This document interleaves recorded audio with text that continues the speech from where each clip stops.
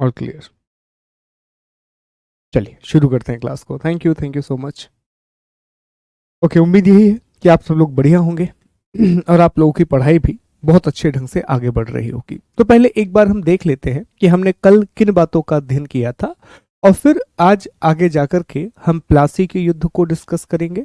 और हम यह भी जानने का प्रयास करेंगे कि प्लासी और बक्सर के युद्ध के बीच में कौन कौन सी घटनाएं हुई।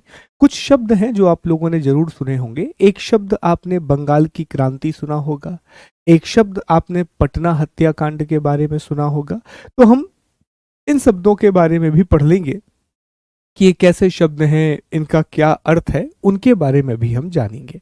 पर पहले जो हमने कल पढ़ा था एक बार क्विकली उसको हम देख लेते हैं। तो देखें, कल की क्लास हमने यहां से शुरू की थी कि हमने बंगाल के नवाबों का अध्ययन किया था कि कौन कौन बंगाल के नवाब बने हैं, उसके बारे में हमने पढ़ा था। तो हमने जाना कि बंगाल के पहले नवाब का नाम मुर्शिद कुली खान है, जबकि जो आखिरी बिल्कुल अंत में नवाब आएगा उसका नाम क्या है दोस्तों, बताइए जल्दी कमेंट करके बताइए जल्दी से। जो अंतिम नवाब है उसका नाम क्या है, फटाफट कमेंट करके बताएंगे सभी लोग। ठीक, जब तक मैं दूसरे नवाबों के नाम लिख रहा हूं। तो मुर्शिद कुली खान के बाद हमने देखा कि सुजाउद्दीन है। ठीक है, सुजाउद्दीन के बाद हमने सरफराज सरफराज है। सरफराज के बाद अली वर्दी खान है। फिर सिराज उद्दौला है। फिर कौन है दोस्तों, इसके बाद मीर जाफर नवाब बनेगा जो कि सेनापति था। मीर जाफर के बाद मीर कासिम से नवाब बनेगा, मीर कासिम। ओके, मीर कासिम के बाद दोबारा मीर जाफर नवाब बनेगा। तो मीर जाफर दो बार नवाब बनेगा बंगाल का। ठीक है, मीर जाफर के बाद नज्म उद्दौला और आखिरी में मुबारक उद्दौला। तो मुबारक दे करके ये अंग्रेजों को सारी कमान सौंप देगा। तो ये हमने चर्चा की थी कि ये नवाबों की प्रमुख लिस्ट है जिसकी शुरुआत कहाँ से होती है, मुर्शिद कुली खान से जिसकी शुरुआत होती है और मुबारक उद्दौला तक ये लिस्ट जाती है। फिर हमने कल मुर्शिद कुली खान के बारे में बेसिक बात जानी थी। हमने देखा था कि जब औरंगजेब का शासनकाल चल रहा था तो यह दीवान के पद पर था, लेकिन जब फर्रुखशियर मुगल बादशाह बना तो फर्रुखशियर के शासनकाल में इसे बंगाल का सूबेदार नियुक्त कर दिया गया और इसी समय इसने स्वतंत्र शासक के रूप में शासन करना शुरू कर दिया, इंडिपेंडेंट रूलर के रूप में रूल करना शुरू कर दिया। हालांकि हमने जाना था कि चाहे आप मुर्शिद कुली खान को ले लीजिए, चाहे सुजाउद्दौला को ले लीजिए, चाहे सरफराज को ले लीजिए, तीनों स्वतंत्र रूप से शासन करते थे, लेकिन मुगल सरकार को या मुगल बादशाह को नजराने के तौर पर हर साल कुछ रुपए भेजा करते थे।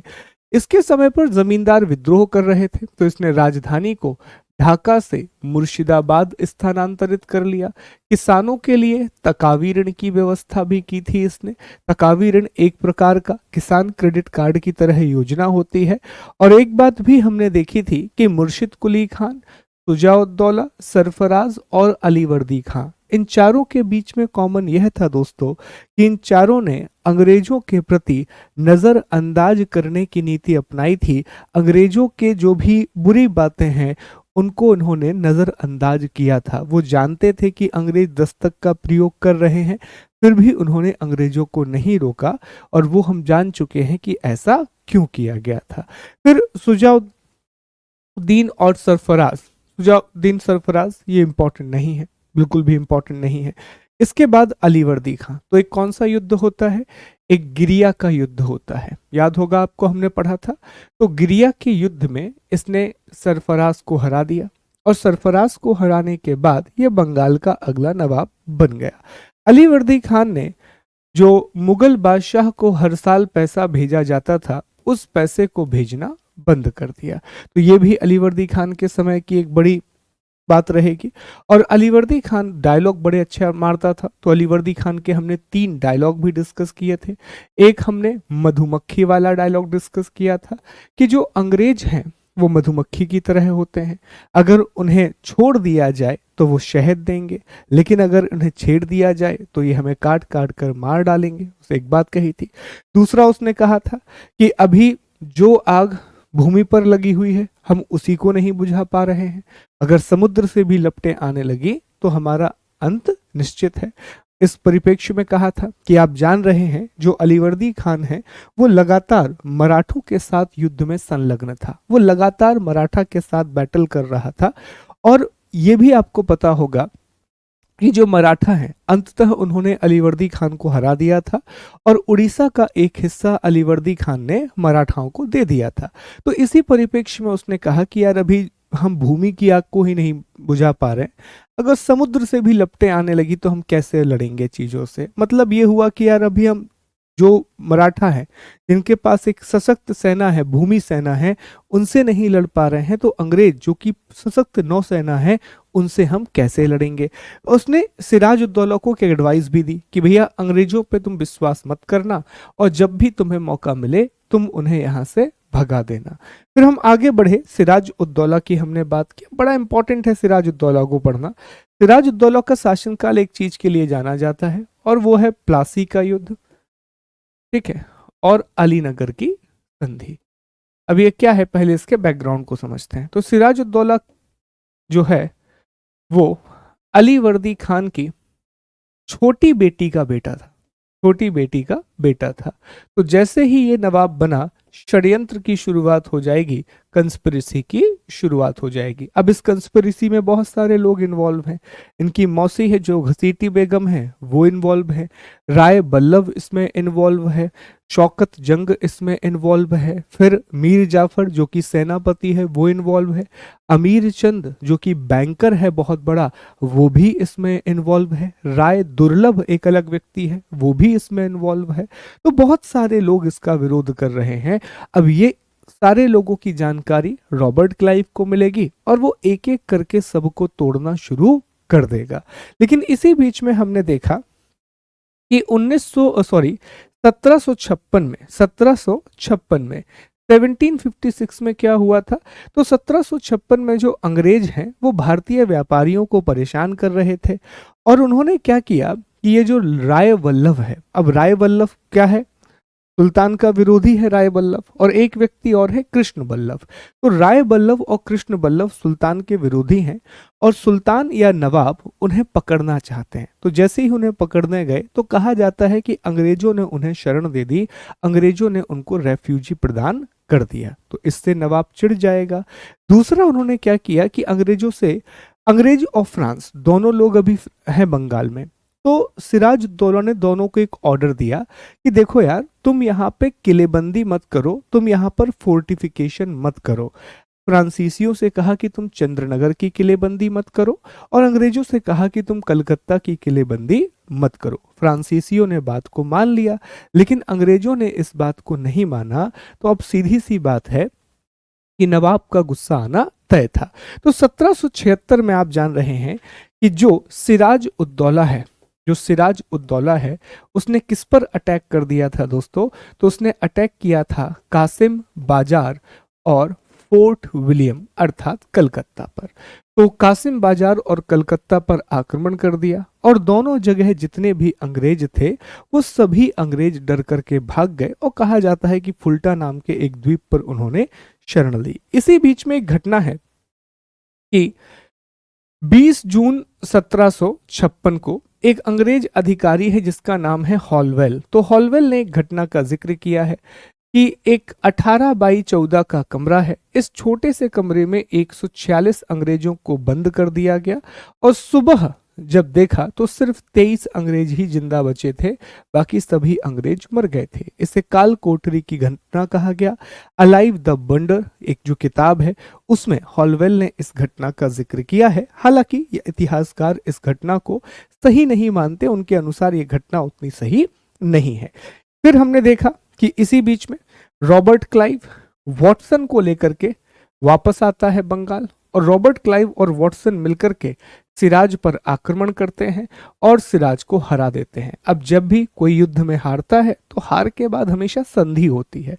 तो यहां पर भी दोस्तों एक संधि हुई जिसे अली नगर की संधि कहा जाता है। अब ये अली नगर कहां से बीच में आ गया, तो हमने कल आपको बताया था दोस्तों कि ये जो कलकत्ता है, कलकत्ता का नाम बदल करके सिराज उद दौला ने अलीनगर कर दिया था। तो फरवरी 1757 में अलीनगर की संधि होती है, और अलीनगर की संधि का परिणाम भी आप जानते हैं कि बहुत ही अपमानजनक संधि थी सिराज के लिए, क्योंकि उसने सिराज को बहुत सारे अधिकार हैं जो अंग्रेजों को देने पड़े। दस्तक का प्रयोग अंग्रेज कभी भी कर सकते थे, वो कलकत्ता की किलेबंदी कर सकते थे, तो ये सारी शर्तें थोप दी गई, तो ये सिराज के लिए भी बहुत अपमानजनक थी। तो यहाँ तक सारी बातों का अध्ययन हम कर चुके हैं। आई गेस यहाँ तक की पूरी चीजों को हमने डिस्कस कर लिया है। अब हमें प्लासी का युद्ध पढ़ना है, बैटल ऑफ प्लासी हमें डिस्कस करना है। लेकिन प्लासी का युद्ध पढ़ने से पहले अंग्रेज फील्डिंग कैसे जमा रहे हैं ये भी हमें समझना जरूरी है। वो बड़ी इंपॉर्टेंट है, क्योंकि रॉबर्ट क्लाइव जब तक है तो वो सिर्फ एक अच्छा सेनानायक नहीं है, बल्कि एक बहुत अच्छा कूटनीतिज्ञ भी है। वो सिर्फ एक अच्छा मिलिट्री कमांडर या जनरल नहीं है, he is also a very good diplomat. ठीक है, तो वो तोड़ता है, तो अंग्रेजों की नीति यहां से आपको समझ में आने लगेगी। तो अब हम आगे बढ़ेंगे अगली घटना पर आएंगे, बाद में नवाबों का जिक्र फिर कर लिया जाएगा उसी घटना के तहत। फिलहाल हम आगे बढ़ते हैं। तो प्लासी के युद्ध से पहले क्या हो रहा है? प्लासी का युद्ध आप जान रहे हैं कि 23 जून 1757 को होगा। एक सेकेंड दीजिए। अच्छा मुझे बताएं, यहां तक बात क्लियर है? यहां तक मेरी बात समझ में आ गई आपको? Are we good? क्लियर है यहां तक बात?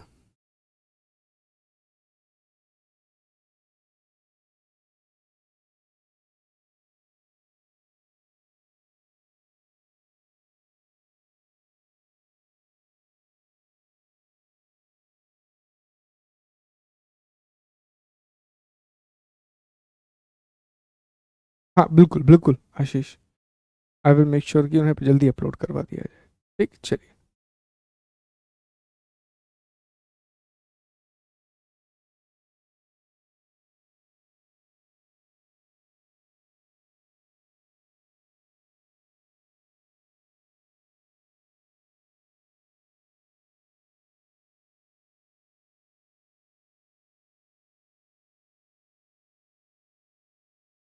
चलो, तो अब देखो दोस्तों, हमें यह समझना होगा, ध्यान दीजिएगा आप टॉपिक को, कि 23 जून 1757 को प्लासी की लड़ाई होगी, बैटल ऑफ प्लासी होगा। तो इससे पहले क्या हुआ? इससे पहले क्या हुआ हमें यह जानना है।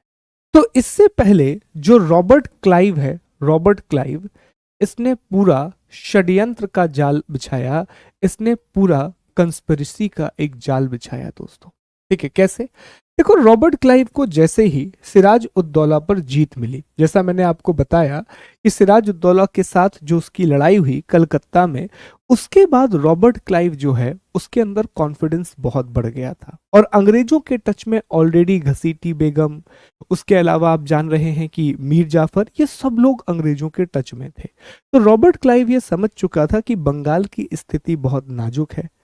भले ही नवाब के पास बहुत बड़ी सेना है, लेकिन ना तो उस सेना में अनुशासन है और ना ही वो आपस में संगठित है। उससे भी बड़ी बात वो ये समझ गया था कि जो भी बड़े बड़े दरबारी हैं, जो भी बड़े बड़े कोर्टमैन हैं, अगर उनको ब्राइब किया जाए तो वो बहुत आसानी से हमारे चंगुल में आ जाएंगे। और दो लोग सबसे इंपॉर्टेंट हैं, अमीर चंद जो कि बैंकर है, क्योंकि इसके पास पैसा है बहुत बड़ी मात्रा में, और दूसरा व्यक्ति है मीर जाफर जो कि सेनापति है। तो रॉबर्ट क्लाइव ने दोनों के लिए फील्डिंग जमाई। सबसे पहले वो अमीर चंद के पास गया और अमीर चंद को अपने पक्ष में मिलाने की बात कही। तो अमीर चंद की डिमांड बहुत बड़ी बड़ी थी दोस्तों। जो अमीर चंद है, इसकी जो डिमांड थी ये काफी ज्यादा बड़ी बड़ी डिमांड थी, जिसको अंग्रेज फुलफिल नहीं कर पाए या वो फुलफिल नहीं करना चाह रहे थे। डिमांड क्या रखी? अमीर चंद ने यह कहा कि ठीक है रॉबर्ट क्लाइव, हम तुम्हारा साथ देंगे। कहानी के रूप में समझना कि ठीक है रॉबर्ट क्लाइव, हम तुम्हारा साथ देंगे, लेकिन जितना भी खजाना है बंगाल का उसका 50% तुम हमें दोगे, और ऊपर से 30 लाख रुपए का कमीशन दोगे। बहुत बड़ी डिमांड है कि जब तुम जीत जाओगे तो जितना भी बंगाल का खजाना है, जो भी नवाब का खजाना है उसमें 50% हिस्सेदारी मेरी होगी और उसके ऊपर 30 लाख रुपए दोगे। तुम बताओ, रॉबर्ट क्लाइव जैसा व्यक्ति जो इतना चतुर, लोमड़ी जैसा चालाक है, वो पूरी रचना ही पैसों के लिए कर रहा है, क्या वो इसको इतना पैसा देगा? आपको लगता है कि अमीर चंद को इतना पैसा देगा? बिल्कुल नहीं देगा। सवाल ही पैदा नहीं होता। यहां तो घटना अलग होगी। घटना यह हुई कि रॉबर्ट क्लाइव ने कहा कि भैया ये मानेगा नहीं। तो रॉबर्ट क्लाइव ने कहा ठीक है, चलो हम एक लिखित समझौता करते हैं। रॉबर्ट क्लाइव ने क्या कहा कि चलो ठीक है, हम एक लिखित समझौता करते हैं, हम एक रिटन एविडेंस करते हैं।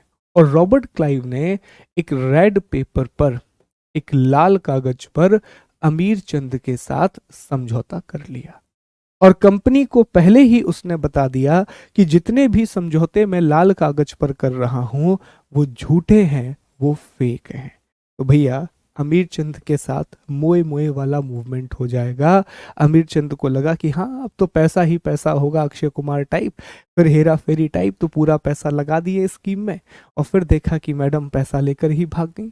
हेरा फेरी याद है आपको? ठीक है, बिपाशा बासु पूरा पैसा लेकर के ही भाग गई। ठीक, तो ये चीज निकल के आ जाएगी इसमें। अमीर चंद। अब दूसरा व्यक्ति जो है जिसके साथ डीलिंग होनी है, तो दूसरा व्यक्ति कौन है दोस्तों? दूसरा व्यक्ति है मीर जाफर।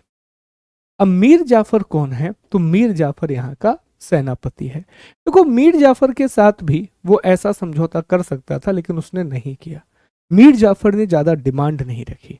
और दूसरी बात, मीर जाफर की जरूरत थी क्योंकि वो सेना कमांडर था, तो उसे पता है कि अगर बाद में बंगाल पर शासन करना हो तो इससे अच्छा व्यक्ति नहीं मिलेगा। तो मीर जाफर ने सिर्फ एक डिमांड रखी। मीर जाफर ने रॉबर्ट क्लाइव से कहा कि हम तुम्हारा साथ देंगे, बदले में तुम हमें बंगाल का नवाब बना दोगे। रॉबर्ट क्लाइव ने कहा ठीक है। तो रॉबर्ट क्लाइव ने कहा कि तुम हमें बदले में क्या दोगे? तो मीर जाफर ने कहा कि देखिए रॉबर्ट क्लाइव, आपको क्या चाहिए आप अपने मुंह से बताओ। तो सबसे पहली बात जो मीर जाफर से मांगी कि हमें तुम पूरा कलकत्ता दे देना, हमें पूरा कलकत्ता चाहिए। मीर जाफर ने कहा ओके साहब, हो जाएगा। कलकत्ता के पास एक जगह है, आज भी है ये जगह, जिसे 24 परगना कहा जाता है। ये जगह का नाम है दोस्तों। कहा कि हमें 24 परगना चाहिए। Mir Jafar demand, Robert Clive demand रख रहा है कि हमें क्या चाहिए? हमें 24 परगना की जमीन चाहिए। उसने कहा ठीक है, ये भी हो जाएगा। अगली बात उसने ये कही कि हम चाहते हैं कि तुम हमें ढाका और ढाका के साथ साथ कासिम बाजार, ढाका और ढाका के साथ साथ जो कासिम बाजार है, तुम हमें यहाँ पर किलेबंदी करने दो, तुम हमें यहाँ पर फोर्टिफिकेशन करने दो। उसने कहा यह भी हो जाएगा। और चौथी और आखिरी डिमांड कि जब तुम नवाब बनोगे तो तुम कंपनी को और साथ ही साथ कंपनी के जितने भी अधिकारी हैं इन सभी को उपहार दोगे और उपहार में ढेर सारा पैसा दोगे। उसने कहा यह भी सही है। अब उसे नहीं पता था कि ये उपहार कभी खत्म ही नहीं होंगे। ये उपहार इतने ज्यादा होंगे कि बंगाल का पूरा खजाना खाली हो जाएगा, लेकिन उपहारों की मांग नहीं होगी। ये ऐसा उपहार है दोस्तों जो मांग करके लिया। कैसा उपहार है? जो मांग करके लिया जाता था। ठीक है, तो हमारे स्कूल में जब प्रेम के पंक्षी हुआ करते थे, कुछ प्रेम के पंक्षी ऐसे हुआ करते थे जो प्रेम के लिए नहीं, धन के लिए, लोभ के लिए प्रेम किया करते थे। तो वहां पर डिमांड होती थी कि भैया आज रिचार्ज चाहिए है। ठीक है, उस समय की बात है, उस समय आपको पता है वो वाला रिचार्ज चलता था ऐसे ऐसे करने वाला, या फिर जाना पड़ता था मोबाइल के यहाँ कि भैया रिचार्ज कर दो इस नंबर पर, तो फिर वो रिचार्ज किया जाता था। तो रिचार्ज की कहानी चलती थी कि तोहफे की कहानी चलती थी। ठीक है, तो मुझे उस समय याद नहीं था, नहीं तो मैं उनसे कहता कि देखो ये जो मांग रहा है वो रॉबर्ट क्लाइव है और जो दे रहा है वो मीर जाफर है, क्योंकि उपहार मांग करके लिया जा रहा है। लेकिन मीर जाफर इन सभी शर्तों को मान गया। अब फील्डिंग जम चुकी है, अमीर चंद से बात हो गई है, मीर जाफर से बात हो गई है, इन सभी लोगों का महत्व बड़ा इंपॉर्टेंट है। अब फील्डिंग पूरी तैयार है। अब रॉबर्ट क्लाइव तैयार है कि बस कैसे भी करके सिराज को उकसाना है और सिराज को उकसा दीजिए और हम युद्ध करने तैयार हैं। समझ में आया? ये बैकग्राउंड है दोस्तों, दिस इज द बैकग्राउंड। अब के एम पणिकर ने इसी बात में, आपने पढ़ा भी होगा, के एम पणिकर ने कहा है कि यह एक ऐसा सौदा था जिसमें बंगाल के सेठ और मीर जाफर ने नवाब और नवाबी को अंग्रेजों के हाथों बेच दिया। बड़ा फेमस स्टेटमेंट है जो इस सिचुएशन के लिए कहा गया है। बताइए, क्लियर है? Are we good with this? समझ में आया आपको? ये पहले की तैयारी है, ये युद्ध से पहले की तैयारी है।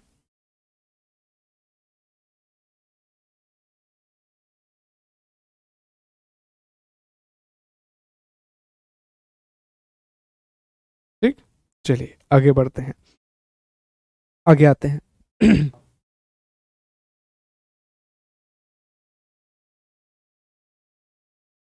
चलें, तो अब हमें चर्चा करनी है प्लासी के युद्ध की। देखो, एक काम करेंगे, अब जैसा मैंने कहा कि प्लासी का युद्ध मुख्य परीक्षा का टॉपिक है, तो अब आप क्या करेंगे, मुझे पहले समझाने देंगे, फिर मैं आपको डिक्टेट करके लिखवा दूंगा। ठीक, तो पहले आप समझ लीजिए चीजों को, प्लासी के युद्ध के बारे में पहले सारी बातें आप समझ लीजिए, फिर आराम से आप इसको लिख लीजिएगा। ठीक, चलो, तो हमारा अगला जो टॉपिक है दोस्तों, ये हमारा पांचवा टॉपिक होना चाहिए इस चैप्टर का। आई गेस आप देख लेना, जो भी नंबर हो आप बना लेना। हमारा पांचवा टॉपिक है प्लासी की लड़ाई। सही बताऊं, इसको युद्ध कहना सही नहीं है, इसीलिए आजकल के जो इतिहासकार हैं वो उससे लड़ाई लिखते हैं, और वाकई में ये लड़ाई ही तो है। अभी आपको पता पड़ेगा कैसे। Battle of Plassey. ठीक, बैटल ऑफ प्लासी, प्लासी की लड़ाई। अब पहले नंबर आप ये समझ लें कि आखिर ये प्लासी है कहां पर। तो दोस्तों, जो प्लासी है ये पश्चिम बंगाल में आता है, वेस्ट बंगाल में। एक नदी है जिस नदी का नाम है भागीरथी नदी। भागीरथी नदी, तो भागीरथी नदी के पास ये स्थित है। It is located near the Bhagirathi river. One day exam में ये बेसिक सवाल भी पूछ लिए जाते हैं कि जो प्लासी है वो कहाँ पर था, किस नदी के किनारे था। तो याद रखिएगा, वर्तमान पश्चिम बंगाल में भागीरथी नदी के किनारे स्थित था प्लासी। ओके, कहा जाता है कि यहाँ पलास के फूल बड़ी मात्रा में होते थे, इसीलिए इसका नाम क्या रख दिया, प्लासी रख दिया। तो दोस्तों, होता यह है कि 23 जून, इस डेट पर स्टार मार्क करेंगे, ये पूछा जा सकता है। 23 जून 1757, 23 जून 1757, 23 जून 1757 को यहां पर एक युद्ध होगा। और ये युद्ध किसके बीच में हो रहा है, तो यह युद्ध अंग्रेज, या और बेहतर शब्द है ब्रिटिश ईस्ट इंडिया कंपनी, और बंगाल के नवाब, बंगाल के नवाब के बीच में हो रहा है। अंग्रेजों का नेतृत्व जो इस युद्ध में कर रहा है वो है रॉबर्ट क्लाइव। अंग्रेजों का नेतृत्व कौन कर रहा है, रॉबर्ट क्लाइव। और वही बंगाल की ओर से बंगाल का नवाब सिराज उद्दौला लड़ रहा है। देख पा रहे हैं आप चीजों को कि रॉबर्ट क्लाइव जो है वो ब्रिटिश ईस्ट इंडिया कंपनी का कमांडर है, इस युद्ध में युद्ध लड़ रहा है, और बंगाल की ओर से बंगाल का नवाब सिराज उद्दौला युद्ध लड़ रहा है। कहा जाता है कि रॉबर्ट क्लाइव के पास लगभग 3,000 लोगों की सेना थी, जबकि नवाब के पास लगभग 50,000 लोगों की सेना थी। कुछ याद आया आपको? एक युद्ध पढ़ा था हमने, यादें ताजा हो रही हैं आप लोगों की? जब आप लोग कह रहे थे सर ये कैसे हो गया, कैसे 10,000 लोगों ने 900 लोगों को हरा दिया, कौन सा युद्ध था? याद करें एक बार, जिसका मैंने कहा था कि इतिहास में बहुत महत्व है। कमेंट करके बताओ आप लोग, कौन सा युद्ध है? कमेंट करेंगे आप लोग जल्दी से, बताइए जरा, पुरानी यादें भी ताजा हो जाए आपकी। हाँ, very good very good very good. नहीं नहीं, युद्ध का नाम एक ही दो लोगों ने बताया है, कर्नाटक युद्ध नहीं। भूल रहे हैं आप लोग, युद्ध का नाम बताओ। यस सर, जी सर, बाद में युद्ध का नाम बताओ। सेंट थॉमे, सेंट थॉमे का युद्ध, अडियार का युद्ध, अडियार अडियार, ठीक है, अडियार का युद्ध।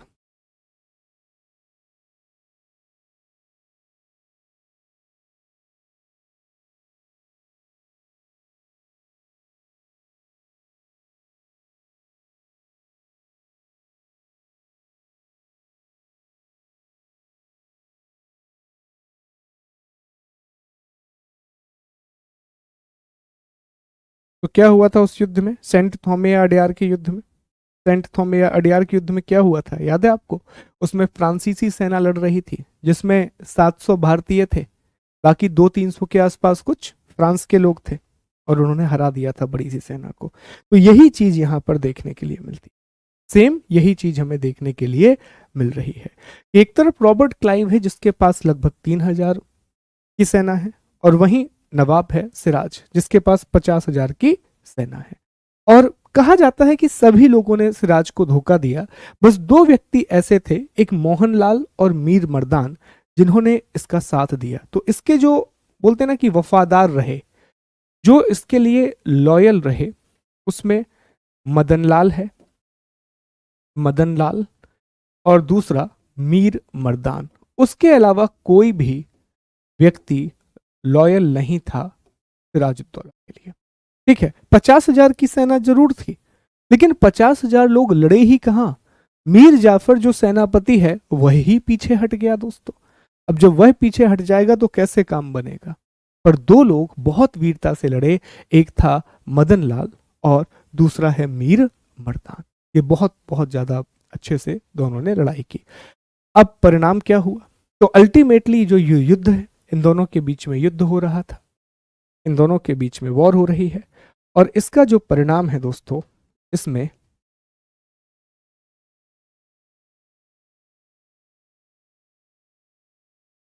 इसमें आप जान रहे हैं कि अंग्रेजों की जीत होगी, अंग्रेज इसमें जीत जाएंगे, और सिराज उद्दौला को मार दिया जाएगा, सिराज उद्दौला को मार दिया जाएगा, और British East India Company Mir Jafar को मीर जाफर को बंगाल का नवाब बनाएगी, जो, ध्यान दीजिएगा, जो कंपनी द्वारा नियुक्त किया गया, जो कंपनी द्वारा नियुक्त किया गया बंगाल का प्रथम कठपुतली नवाब होगा।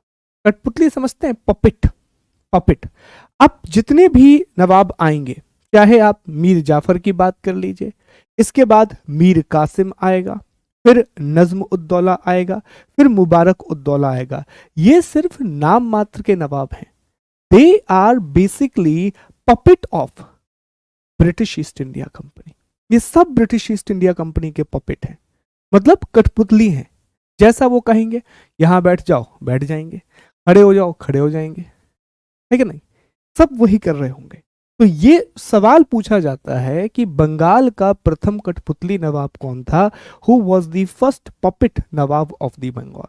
तो प्लासी का युद्ध जीतने के बाद अंग्रेजों ने मीर जाफर को बंगाल का पहला कठपुतली नवाब नियुक्त किया था।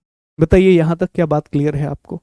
समझ में आया? युद्ध हो रहा है दो पार्टीज के बीच में, ठीक है, युद्ध हो रहा है दो पार्टीज के बीच में और इसमें जीत किसकी हो गई है? अंग्रेजों की। क्लियर है यहां तक? तो अब लिख लिया जाए थोड़ा सा, बताओ यहां तक क्लियर है, यस और नो?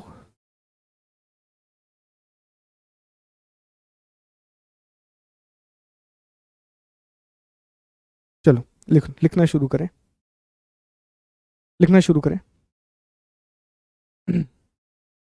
सबसे पहला पॉइंट आप ऐसा लिखेंगे, हेडिंग लगा लीजिए, हेडिंग लगाइए, प्लासी का युद्ध। ठीक, और पहला आप लिख लीजिए परिचय। ठीक, चले लिखना शुरू करें परिचय में। लिखिए वर्तमान पश्चिम बंगाल में, वर्तमान पश्चिम बंगाल में, वर्तमान पश्चिम बंगाल में भागीरथी नदी के किनारे, वर्तमान पश्चिम बंगाल में भागीरथी नदी के किनारे स्थित, भागीरथी नदी के किनारे स्थित प्लासी नामक स्थान पर, प्लासी नामक स्थान पर प्लासी नामक स्थान पर 23 जून 1757, डेट को हाईलाइट कर देना, प्लासी नामक स्थान पर 23 जून 1757 को British East India company, British East India company तथा तथा बंगाल के मध्य तथा बंगाल के मध्य बंगाल के मध्य एक महत्वपूर्ण युद्ध हुआ, एक महत्वपूर्ण युद्ध हुआ। लिखें फुल स्टॉप लगा के। इस युद्ध में इस युद्ध में इस युद्ध में अंग्रेजों का नेतृत्व इस युद्ध में अंग्रेजों का नेतृत्व रॉबर्ट क्लाइव कर रहा था, रॉबर्ट क्लाइव कर रहा था, रॉबर्ट क्लाइव कर रहा था। तो वहीं दूसरी ओर बंगाल का नेतृत्व नवाब सिराज उद दौला कर रहा था। बंगाल का नेतृत्व नवाब सिराज उद दौला कर रहा था।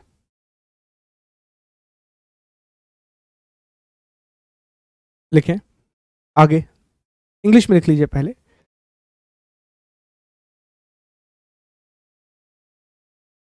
An important battle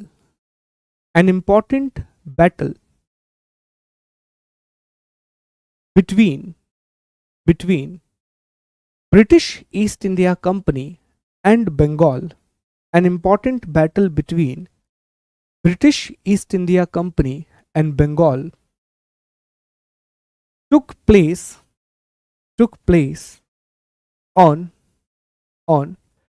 23rd June 1757, 23rd June 1757, near the coast of Bhagirathi River, near the coast of Bhagirathi River in present day Bengal, in present day West Bengal, in present day West Bengal। लिखिए फिर। Britishers were led by Robert Clive, and Bengal was led by Siraj ud Daula, नवाब सिराज उद दौला। ठीक है, आगे लिखें इसमें लिखें इस युद्ध में अंग्रेजों की ओर से लगभग 3,000 सैनिक लड़ रहे थे, लगभग 3,000 सैनिक लड़ रहे थे, जबकि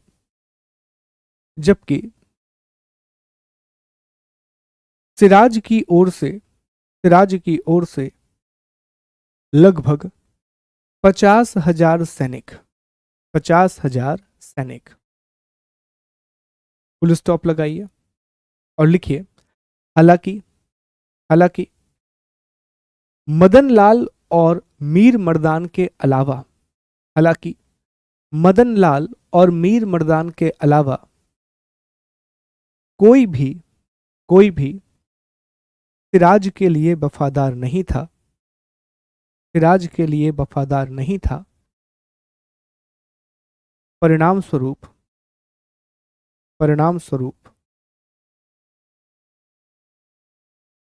सिराज यह युद्ध हार गया। परिणाम स्वरूप सिराज यह युद्ध हार गया। परिणाम स्वरूप सिराज यह युद्ध हार गया। इंग्लिश में लिखिए, There were around 3,000 soldiers from British side and and 50,000 soldiers from Siraj's side were fighting. 50,000 soldiers from Siraj's side were fighting.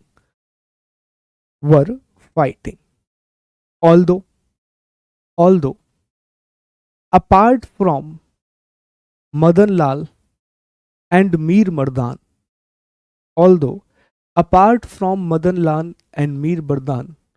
nobody was loyal to Siraj.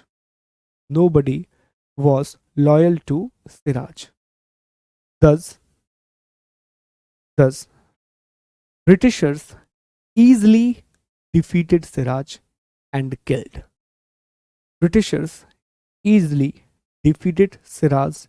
killed. चलिए अगला पैराग्राफ लिखिए, इसमें नेक्स्ट पैराग्राफ लिखिए। इस युद्ध के परिणाम स्वरूप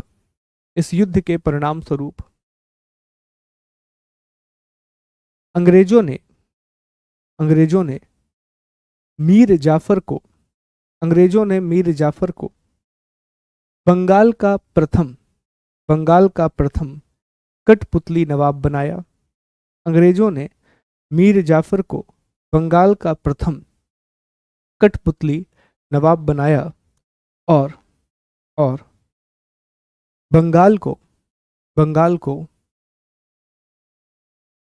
अत्यंत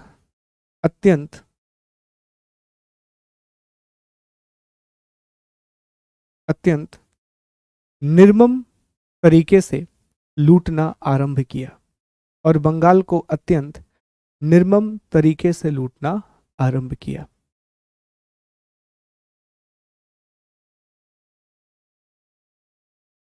लिखें इंग्लिश में next paragraph.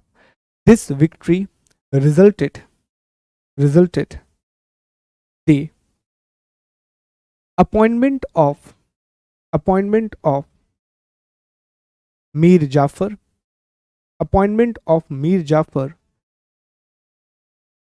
as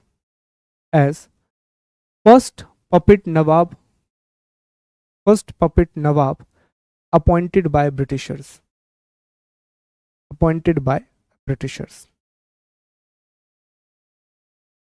Following the starting of Great Loot of Bengal.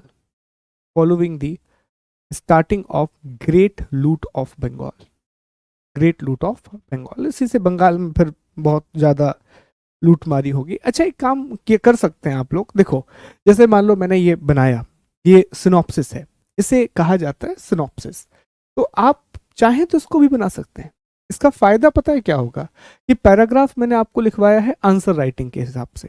ये जो चीज लेकिन मैंने आपको बताई है, ये बहुत क्विकली आपको रिवाइज करा देगी सारी चीजें, है ना। तो हो सके तो इसको भी बना लिया करो जब भी अगर समय मिले, कोई दिक्कत नहीं है। आपको पता है कि भाई ये मेरा सिनॉप्सिस है और बाकी जो सर ने लिखवाया है वो लैंग्वेज है, तो इतना हम कर सकते हैं आई गेस, है ना। इतनी सारी चीजें हैं तो इतना तो हम कर ही सकते हैं। बताइए मुझे एक बात। ओके, आगे बढ़ा जाए। हाँ, मैंने कहा था समय, थोड़ा समय तो दो पंकज, ठीक है, थोड़ा समय और दो। देखो थोड़ा समय दो, मैं एंशिएंट के डलवा दूंगा एमसीक्यू, फिर मुझे बस 2 या 3 दिन का समय और दे दो, मैं इकट्ठा एंशिएंट का पूरा अपलोड करवा दूंगा, फिर मिडाइवल का, फिर मॉडर्न का। अभी सिर्फ एंशिएंट का तैयार हुआ है, ठीक है। तो एंशिएंट के 2 टेस्ट और बचे हैं, वो मैं तैयार कर लूँ, फिर मैं डलवा दूंगा, ठीक। पर मैंने बोला है तो मैं पक्का आपको डलवा दूंगा, ठीक है। तो परेशान होने की आवश्यकता नहीं है। या फिर एक काम करता हूँ, जितना हो गया है उतना डलवा देता हूँ, ठीक है, चलेगा। तो अभी कहाँ तक मैंने अपलोड करवा दिया है? मौर्य उत्तर काल तक हो चुका है, तो मैं मौर्य उत्तर काल तक के टेस्ट आपको डलवा देता हूँ।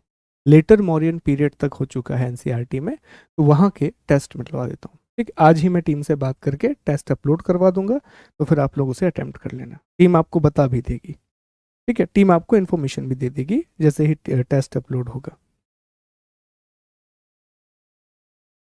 चलो अभी ध्यान देते हैं, अगले टॉपिक पर आते हैं। तो ये तो हमने एक परिचय पढ़ लिया, लेकिन सर क्या परिचय से काम बन जाएगा? नहीं, हमें कारण भी लिखना है। अच्छा, कारण आप मेरे साथ लिख लीजिए। कारण जैसे जैसे मैं बोर्ड पर लिखूंगा वैसे ही वैसे आप लिख लीजिएगा, सेम है। तो अब हम दूसरा पॉइंट क्या पढ़ रहे होंगे, प्लासी के युद्ध के कारण, इंग्लिश में लिख लीजिए, reason behind the battle of Plassey, reason behind the battle of Plassey. देखो, अगर मैं आपसे एक बात पूछूं, मुझे आंसर करना, देखता हूं आप लोग कितना इस चीज को समझ पाए हैं, कितना आप बेसिक आइडिया लगा पाए हैं। मुझे एक बात बताओ, अंग्रेज और बंगाल और अंग्रेजों के बीच में सबसे बड़ा मसला क्या था, जिस मसले को लेकर के हमेशा समस्या हुई, और जो प्लासी के युद्ध का कारण बनेगा, क्या होगा बताइए, बताएंगे आप लोग मुझे कि सबसे बड़ा मसला क्या था, सबसे बड़ी समस्या क्या है अंग्रेजों और बंगालों के बीच में, अंग्रेजों और बंगाल के बीच में क्या है सबसे बड़ी प्रॉब्लम?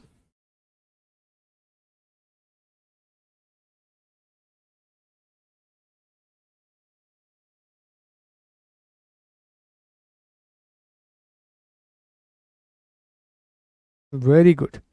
और बेहतर अगर आप दे दें तो जवाब और अच्छा हो जाएगा। एक मुझे जवाब चाहिए जो नेहा पांडे ने जवाब दिया है। नेहा पांडे जी ने बिल्कुल सही जवाब कहा कि सर सबसे बड़ा जो प्रॉब्लम थी वो था दस्तक। ओके, अब याद कीजिए, जब मैंने आपको 1717 की कहानी पढ़ाई थी, जब हमने फर्रुखशियर के बारे में आपको बताया था कि फर्रुखशियर ये बहुत बड़ी गलती कर रहा है अंग्रेजों को दस्तक दे करके या शाही फरमान दे करके, और वही मैंने आपको बताया था कि यही है प्लासी के युद्ध का कारण, और प्लासी का युद्ध मतलब भारत पर विजय की कहानी का कारण।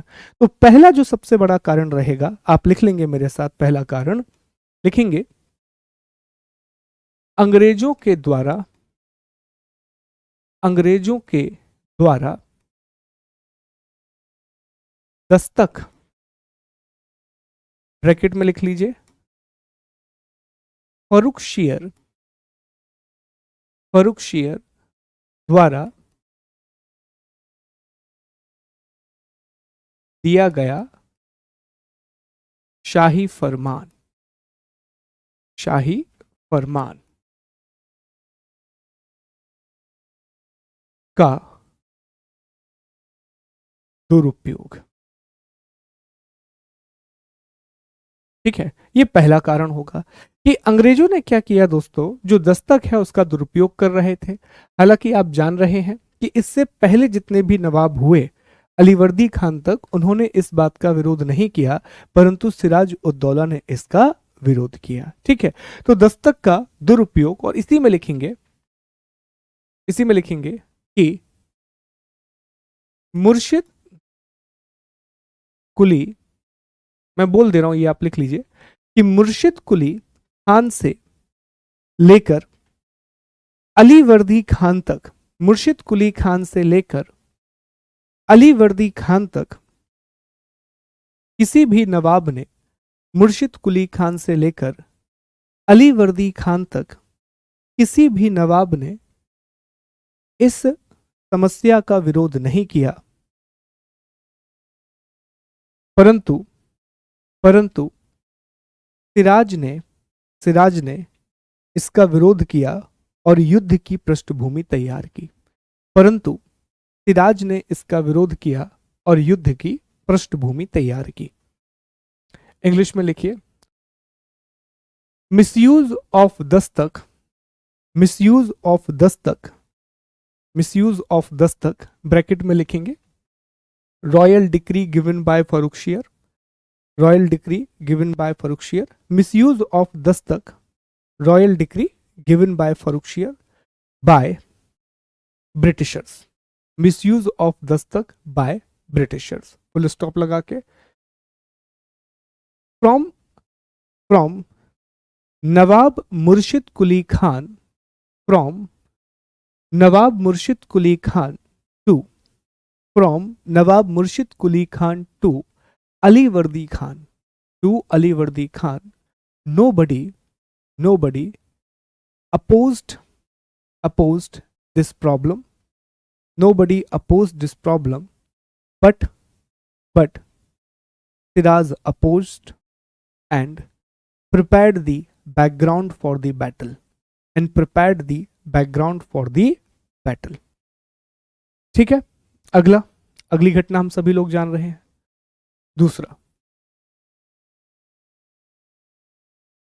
नवाब सिराज नवाब सिराज उद्दौला ने नवाब सिराज उद्दौला ने अंग्रेजों को कलकत्ता तथा फ्रांसीसियों को तथा फ्रांसीसियों को चंद्रनगर की किलेबंदी किलेबंदी ना करने का आदेश दिया आदेश दिया। हालांकि हालांकि अंग्रेजों ने हालांकि अंग्रेजों ने इसकी अवहेलना की। यह अगला कारण होगा, ठीक है, इसकी अवहेलना की। उसने दोनों को ऑर्डर दिया कि देखो यार, आप हमारी टेरिटरी में रह रहे हो और हमारी टेरिटरी में रह करके आप फोर्टिफिकेशन कर रहे हो, किलेबंदी कर रहे हो, ये अच्छी बात नहीं है। This is not a good habit. Okay, तो French were convinced and they stopped doing the fortification of Chandranagar, but Britishers did not. Britishers were keen that we will handle the Nawab. He is not so good, he is so weak. Okay, so उन्होंने fortification को बंद नहीं किया। तो English में से लिखेंगे, Siraj ordered to stop the fortification of Calcutta by Britishers. Siraj ordered to stop the fortification of Calcutta by Britishers and Chandranagar by French. Although Britishers did not obey his order. Britishers did not obey his order. तो इसके बाद फिर क्या हुआ था, याद कीजिए। नवाब सिराज उद्दौला ने क्या किया था इसके बाद, याद है आप लोगों को? तो नवाब सिराज उद्दौला के द्वारा कासिम बाजार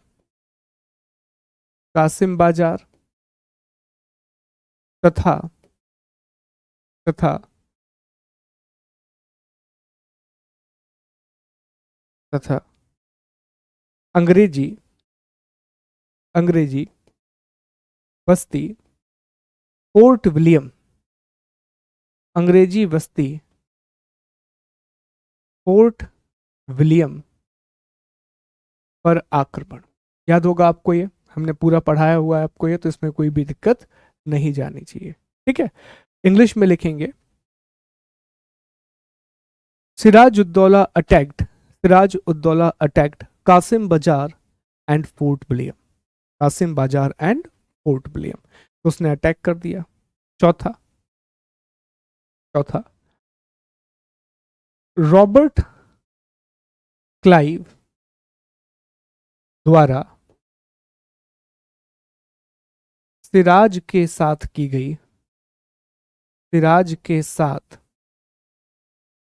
गई अलीनगर की अपमानजनक संधि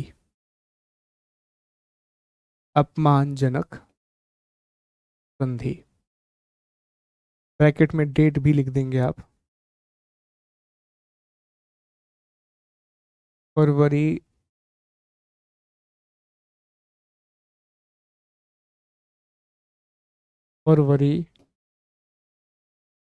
लिखें। Robert Clive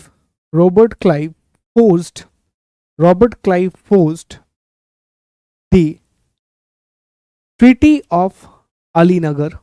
Robert Clive forced the Treaty of Alinagar on Sirajuddaulah. Robert Clive forced treaty of Alinagar on Siraj ud-Daula. ठीक है, आगे बढ़ते हैं कि अगला कारण क्या है।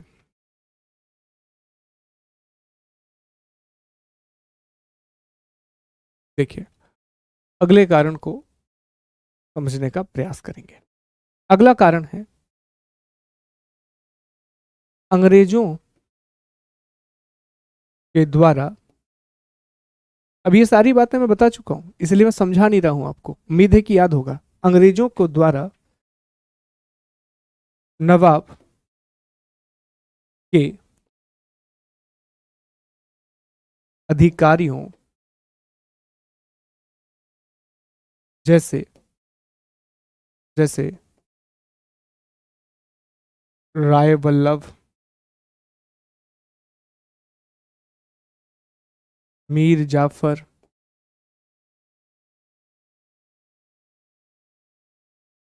मीर जाफर,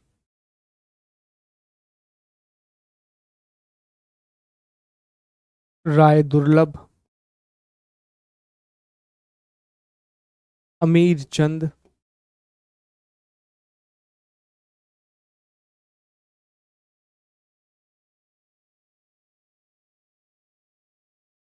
आदि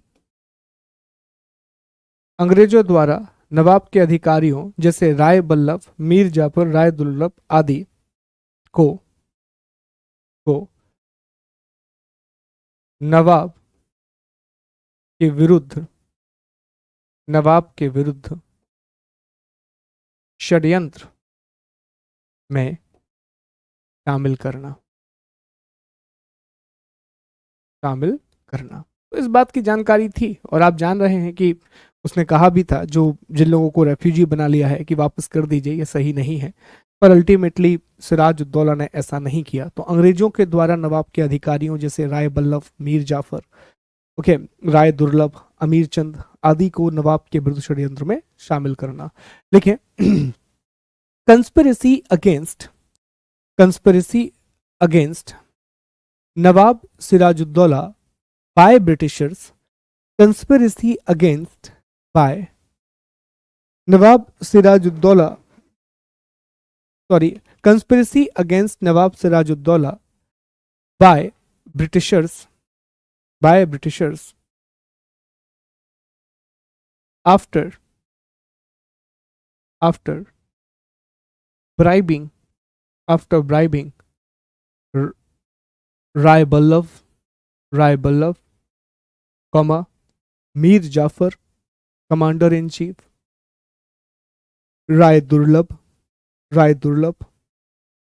comma, Amir Chand, banker, etc. अमीर चंद बैंकर एटसेट्रा। तो ये एक और कारण होगा कि अंग्रेजों के द्वारा नवाब के अधिकारियों को षड्यंत्र में शामिल किया गया, कंस्पिरेसी में उसे शामिल किया गया। ये एक और बहुत बड़ा कारण होगा। अब देखो, इसका एक कारण और क्या था कि अलीनगर की संधि पर हस्ताक्षर किए, और अलीनगर की संधि में बहुत सारी शर्तें थी जिन्हें दोनों को मानना था। लेकिन अंग्रेजों ने क्या किया दोस्तों, मैं यहां पर लिख दे रहा हूं अगला कारण। जो अगला कारण है नंबर 6, अंग्रेजों ने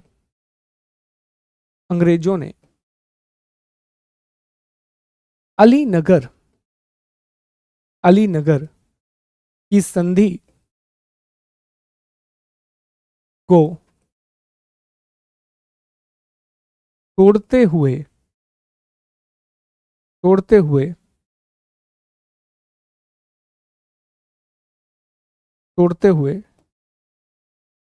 बंगाल में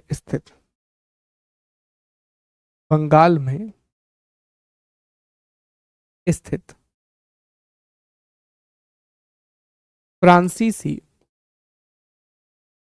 फ्रांसीसी बस्ती चंद्रनगर पर अधिकार कर लिया।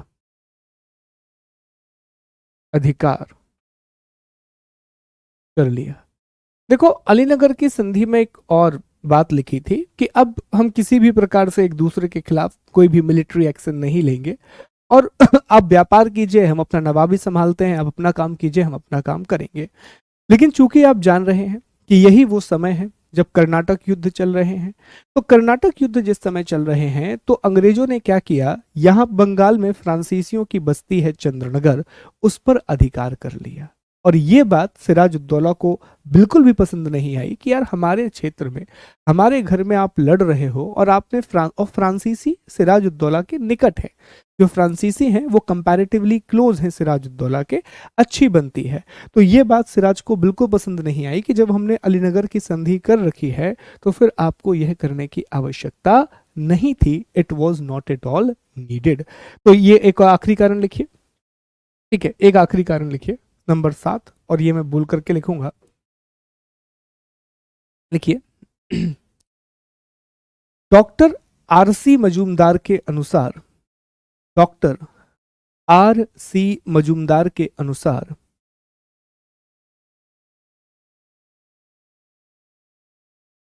डॉक्टर आर सी मजूमदार के अनुसार सिराज उद्दौला, सिराज उद्दौला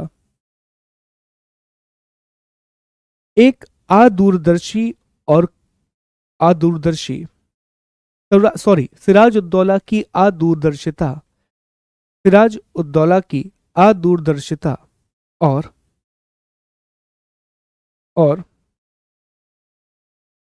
स्वयं की सेना तथा अधिकारियों पर अविश्वास, स्वयं की सेना तथा अधिकारियों पर अविश्वास भी इस युद्ध का, भी इस युद्ध का प्रमुख कारण था, भी इस युद्ध का प्रमुख कारण था।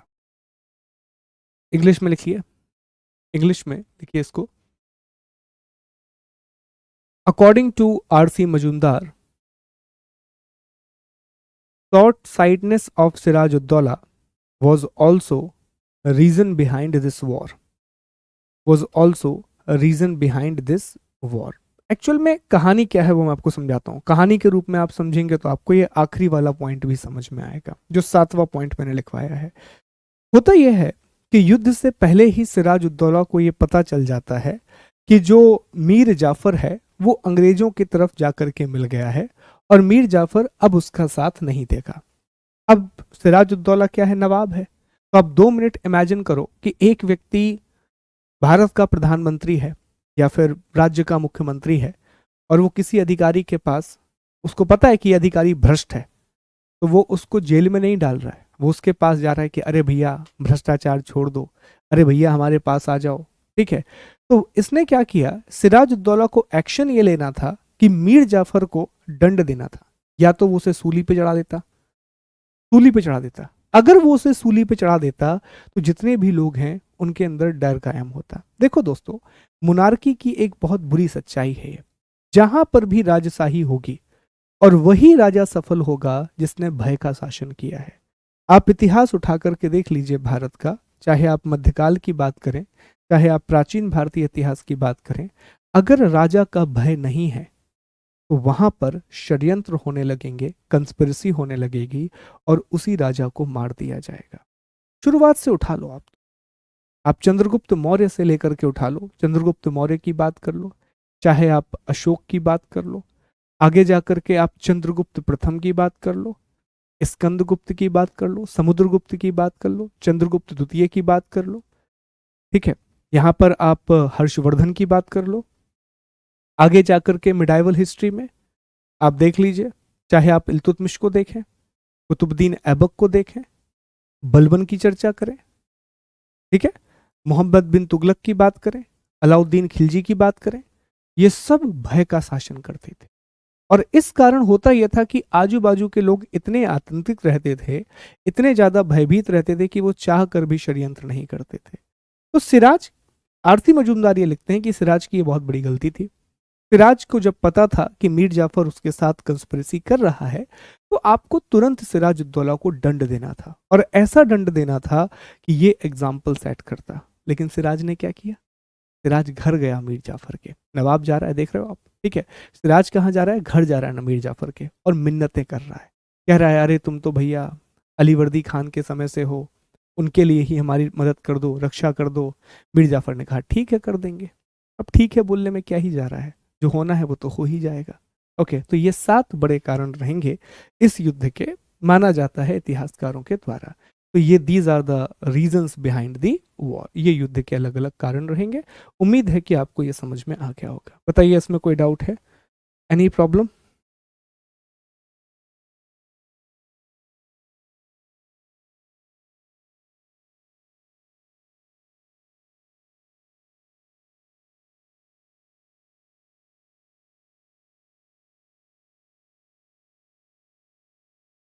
ठीक, हाँ औरंगजेब भी था बिल्कुल।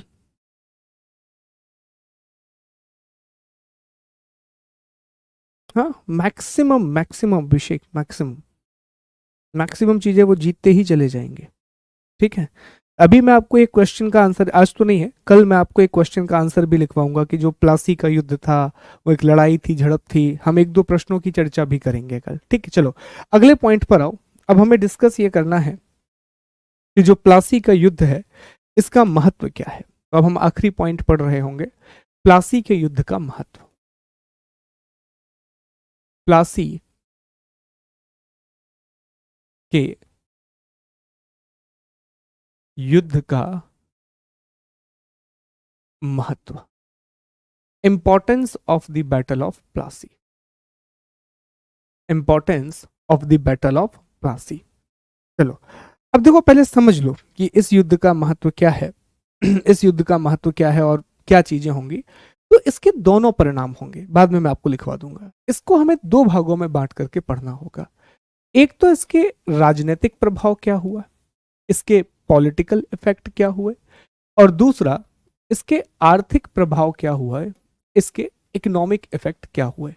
तो पहले हम छोटी पिक्चर देखेंगे, फिर छोटी पिक्चर के बाद हम बड़ी पिक्चर की ओर आगे बढ़ेंगे, है ना, ऐसा ही करते हैं आराम से।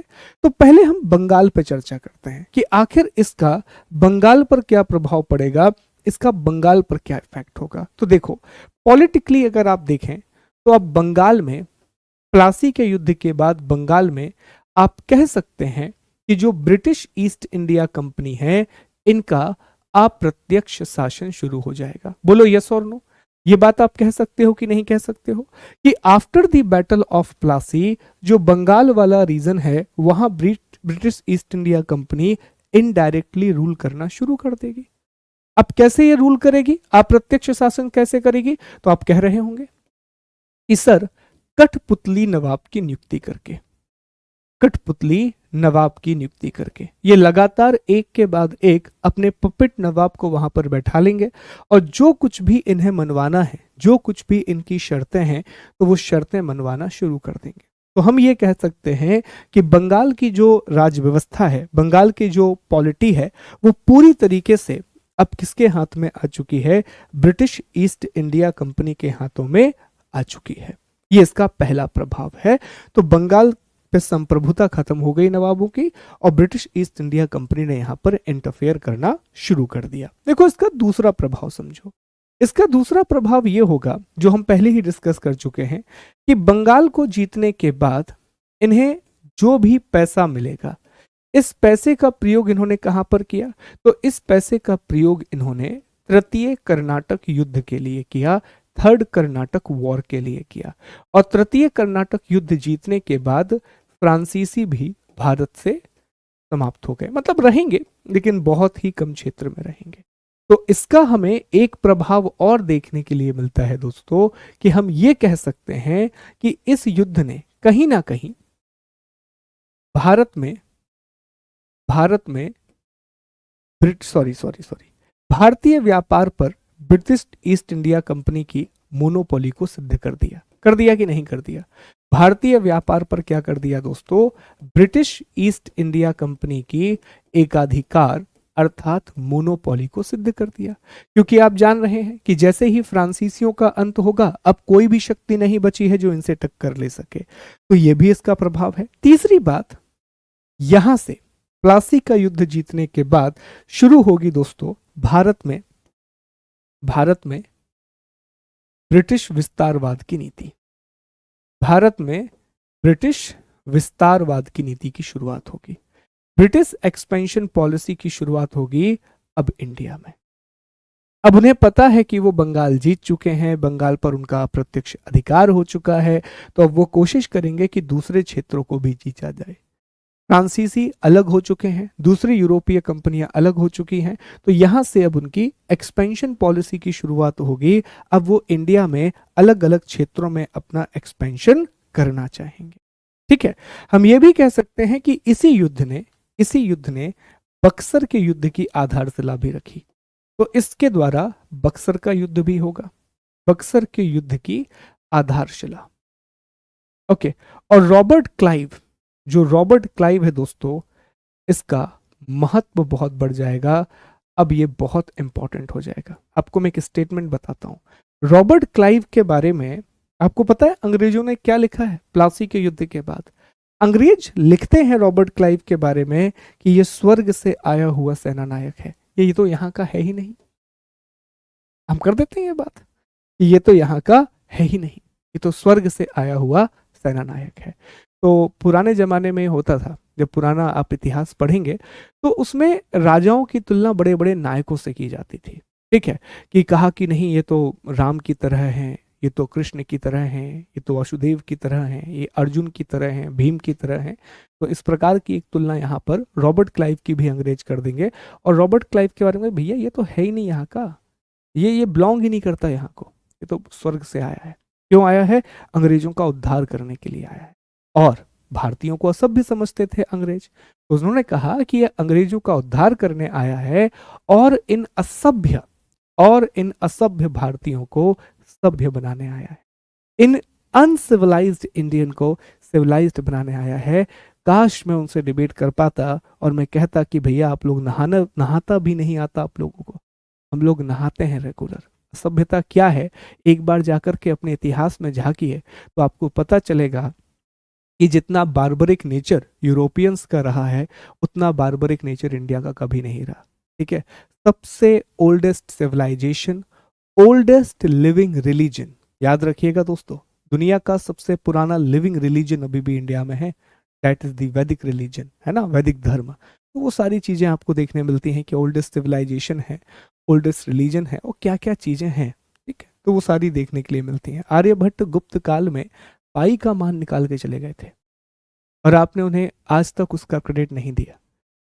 मेरा तो यह मानना है कि शायद आपके पास वो किताबें लग गई थी और आपने खुद वो क्रेडिट ले लिया। ऐसी कितनी सारी बातें हैं दोस्तों जो हमारे ग्रंथों में पहले से लिखी हुई हैं, लेकिन वो कभी भी एक्सेप्ट नहीं की गई। आर्यभट्ट ने यह भी बताया कि पृथ्वी गोल है, वराह मिहिर ने बहुत सारी बातें बताई, शून्य के अलग अलग प्रयोग बताए, but still the credit is due. क्यों? क्योंकि इतिहास वही लिखते हैं जो जीत जाते हैं। ठीक है, और जो जीत जाते हैं तो वो हर चीज में सिर्फ अपनी बड़ाई करते हैं। तो ये राजनीतिक इसके आयाम होंगे, सारी चीजें यहाँ पर देखने के लिए मिलती हैं। अब हमें यह समझना होगा, किसी राजनीतिक तो समझ में आ गया सर, पॉलिटिकल तो समझ में आ गया कि यहाँ से इंडियंस जो हैं उनकी एक अलग जर्नी की शुरुआत हो जाएगी और अब धीरे धीरे करके वो पूरे भारत पर अपना अधिकार कर लेंगे। लेकिन इसके आर्थिक आयाम क्या हुए, इकोनॉमिक इम्पैक्ट क्या हुआ इस चीज के? देखो, पहले हम छोटी पिक्चर से शुरू करते हैं। तो दोस्तों, कहा जाता है कि यहां से बंगाल की लूट आरंभ हो गई, बंगाल की लूट आरंभ हो गई। एक इतिहासकार हैं, वो लिखते हैं कि प्लासी के युद्ध के बाद बंगाल की स्थिति कुछ ऐसी है कि एक सोने का बहुत बड़ा ढेर है जहां पर कोई भी रखवाला नहीं है। अंग्रेज जब चाहें, जितना चाहें सोना वहां से निकाल सकते। अब आप इस स्टेटमेंट से समझ लो कि अंग्रेजों ने किस हद तक उसे लूटा होगा। बंगाल की लूट ऐसे शुरू हुई, ये अंग्रेजों ने कहा कि हमें युद्ध का हर जाना चाहिए। हमें क्या चाहिए? हमें युद्ध का हर जाना चाहिए। और लगभग 5.5 लाख पाउंड, लगभग 5.5 लाख पाउंड हर जाने के रूप में लिए, और 5.5 लाख पाउंड हर जाना लिया, और लगभग दोस्तों 2.5 लाख पाउंड, इमेजिन कीजिएगा, 2.5 लाख पाउंड अकेले रॉबर्ट क्लाइव ने लिया। 5.5 लाख पाउंड कंपनी को, 2.5 लाख पाउंड रॉबर्ट क्लाइव को, और जो दूसरे अधिकारी थे, वॉटसन और भी अधिकारी, उन सबको भी भर भर के पैसा। क्यों? क्योंकि मीर जाफर ने कहा था कि हम तुम्हें उपहार देंगे। हम क्या देंगे? हम तुम्हें उपहार देंगे। एक और चीज, अब अंग्रेजों को बंगाल में कोई भी कर नहीं देना है, नो टैक्स। अभी क्या होता था कि जो दस्तक है उसका प्रयोग करके सिर्फ कंपनी के माल को आप ले जा सकते थे टैक्स फ्री। तो अंग्रेज दो तरह का व्यापार करते थे भारत में। अंग्रेज दो तरह का व्यापार करते थे। देखो, एक व्यापार तो ब्रिटिश ईस्ट इंडिया कंपनी के थ्रू हो रहा है, और दूसरा क्या करते थे, जो ब्रिटिश ईस्ट इंडिया कंपनी के कुछ कर्मचारी हैं, जो कुछ उनके अधिकारी हैं, ये भी कुछ थोड़ा थोड़ा सामान, ज्यादा नहीं पर थोड़ी थोड़ी मात्रा में ये भी अपना सामान खरीदा करते थे और बेचा करते थे। तो इसे निजी व्यापार कहा जाता था कि जो कंपनी के अधिकारी हैं वो निजी व्यापार कर रहे हैं, जो कंपनी के ऑफिसर हैं वो प्राइवेट ट्रेड भी किया करते थे। तो दस्तक का प्रयोग सिर्फ इसमें होता था, दस्तक का प्रयोग सिर्फ कंपनी के व्यापार में होता था, निजी व्यापार में नहीं होता था। हालांकि करते तो थे ही वो, लेकिन ऑफिशियली नहीं होता था। अब उन्होंने कहा कि जो कंपनी के वो लोग निजी व्यापार करेंगे उस पर भी आप कोई टैक्स नहीं लोगे। इनकम और कम हो गई, तो अंग्रेजों को यह अधिकार भी मिल गया कि भैया अब हमें जो निजी व्यापार करना है उस पर भी हमें कोई कर नहीं देना है, उस पर भी हमें कोई भी टैक्स नहीं देना है। अब इन सब का इम्पैक्ट क्या हुआ? पुराना जितना याद रखेंगे ना उतना मजा आएगा इतिहास पढ़ने में। याद कीजिए, मैंने आपको डुप्ले के बारे में पढ़ाया था कि डुप्ले जब भारत का गवर्नर जनरल बन के आया, फ्रांसीसी गवर्नर बन के आया, तो उसने भारत में विस्तारवाद की नीति अपनाई थी। क्यों अपनाई थी विस्तारवाद की नीति? इसलिए अपनाई थी ताकि वो यहीं से पैसा निकाल करके कंपनी की जो लागत है, जो कॉस्ट है, उसे कम कर सके। अब इनके पास जमीन है, तो कंपनी के पास जो पैसा बंगाल से आया उस पैसे से कंपनी की व्यापारिक लागत में कमी आ गई। जो कॉस्ट है, कॉस्ट में क्या हो गई दोस्तों? कॉस्ट बहुत कम हो गई। और जब भी कॉस्ट कम होती है तो इसका प्रभाव क्या होता है? कंपनी का लाभ बहुत ज्यादा बढ़ गया, कंपनी का प्रॉफिट बहुत ज्यादा बढ़ गया। ठीक है, कंपनी का जो लाभ है वो क्या हो गया दोस्तों? बहुत ज्यादा बढ़ गया, कंपनी का प्रॉफिट बहुत ज्यादा बढ़ गया। तो ये आपको इसके इकोनॉमिक इम्प्लीकेशंस देखने के लिए मिलते हैं, इसके आर्थिक आयाम देखने के लिए मिलते हैं। तो समझ में आई आपको कहानी कि प्लासी के युद्ध ने चीजों को बहुत हद तक बदल दिया, कम से कम अंग्रेजों के लिए अच्छा और बंगाली के लोगों के लिए बहुत बुरा, बंगाल के लोगों के लिए बहुत बुरा। अभी मैं आपको अगली क्लासेस में ना द्वैध शासन पढ़ाऊंगा, डायरकी पढ़ाऊंगा बंगाल में। खुद बंगाल का गवर्नर लिखेगा, खुद बंगाल का गवर्नर लिखेगा कि द्वैध शासन ने कैसे पूरे बंगाल को तबाह कर दिया। मुझे बताओ क्या ये समझ में आया? तो ये इस युद्ध का परिणाम होंगे, ये इस युद्ध का रिजल्ट होगा। Are we clear with this? क्या आपको ये समझ में आया है?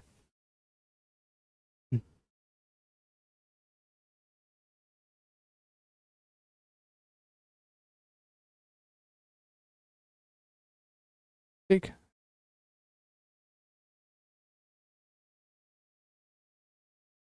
ठीक, ओके। अब जरा कुछ स्टेटमेंट है, कुछ स्टेटमेंट है, इनके बारे में आप पढ़ लें तो बेहतर रहेगा।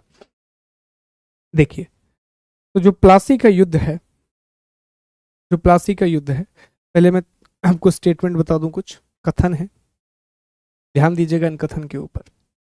ओके, अब पहला कथन यहां पर लिखा हुआ है दोस्तों, और ये कथन एडमिरल वॉटसन, याद है आपको वॉटसन? ठीक है, वॉटसन ने लिखा कि प्लासी का युद्ध कंपनी के लिए ही नहीं अपितु सामान्य रूप से ब्रिटिश जाति के लिए असाधारण महत्व का था। क्या लिख रहा है वॉटसन? तो वॉटसन लिख रहा है, the battle of Plassey is of extraordinary importance not only to company but to the Britishers race in general. तो जैसा मैंने कहा कि युद्ध महत्वपूर्ण है, और यही बात वॉटसन ने लिखी कि युद्ध बहुत ज्यादा महत्वपूर्ण है क्योंकि इसके परिणाम बहुत खतरनाक। किसके लिए खतरनाक थे? बंगाल के लिए, और अच्छे थे अंग्रेजों के। दूसरी बात, सरकार एंड दत्ता ये लिखते हैं, ये किताब है उनकी, सरकार एंड दत्ता लेखक का नाम है। प्लासी के युद्ध की विजय का नैतिक प्रभाव बहुत अधिक था। एक विदेशी कंपनी के द्वारा एक प्रांतीय सूबेदार को अपमानित किए जाने से कंपनी की शक्ति और गौरव में असाधारण वृद्धि हो गई।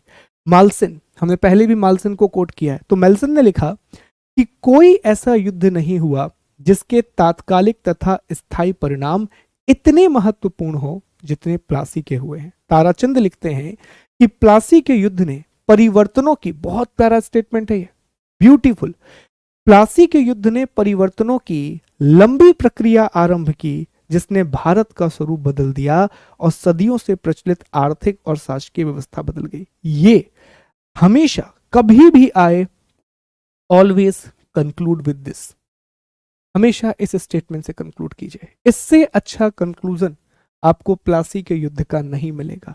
एक लाइन में पूरी कहानी बयां करता है, the battle of Plassey started a long process of changes which change the nature of India and change the economic and administrative system prevailing from centuries, prevailing from centuries.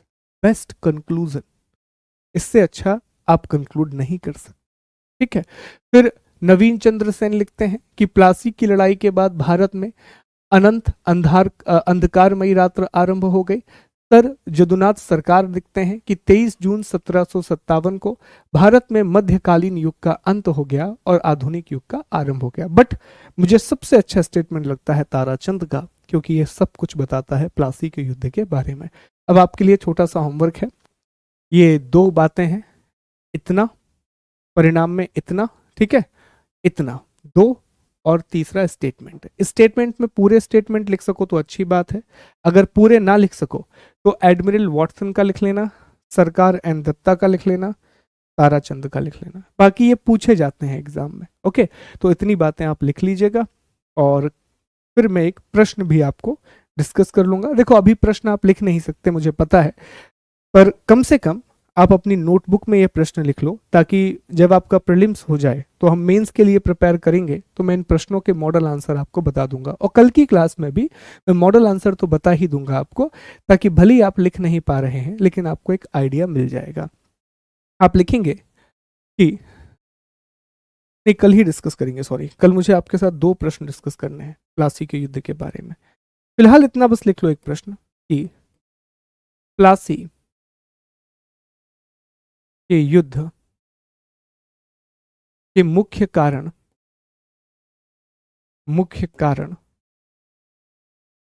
क्या थे,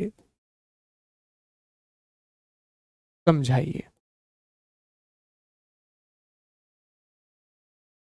125 शब्द, 8 नंबर। ठीक है, ये क्वेश्चन जरूर लिख लो।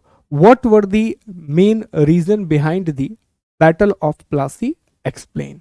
इसको लिख लो कहीं पर, तो कल हम इसको डिस्कस कर लेंगे। और एक दो अलग अलग जो बातें हैं कि प्लासी का युद्ध नहीं एक लड़ाई था, इन सब के बारे में भी हम कल चर्चा कर लेंगे। ठीक है, तो उम्मीद यही है कि आपको क्लास पसंद आई होगी। मैं पीडीएफ तुरंत आपको दे दूंगा।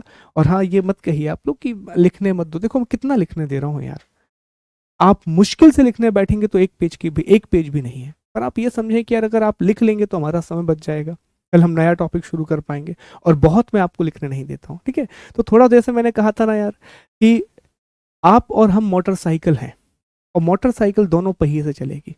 मान लीजिए कि मैं मोटरसाइकिल का अगला पहिया बन भी गया तो पिछला पहिया आप ही को बनना पड़ेगा, अन्यथा मोटरसाइकिल हमारी घिसटने लगेगी। तो दोनों एक दूसरे की मदद करेंगे, थोड़ा आप मेरी मदद कीजिए, थोड़ा मैं आपकी मदद करता हूँ, ठीक है।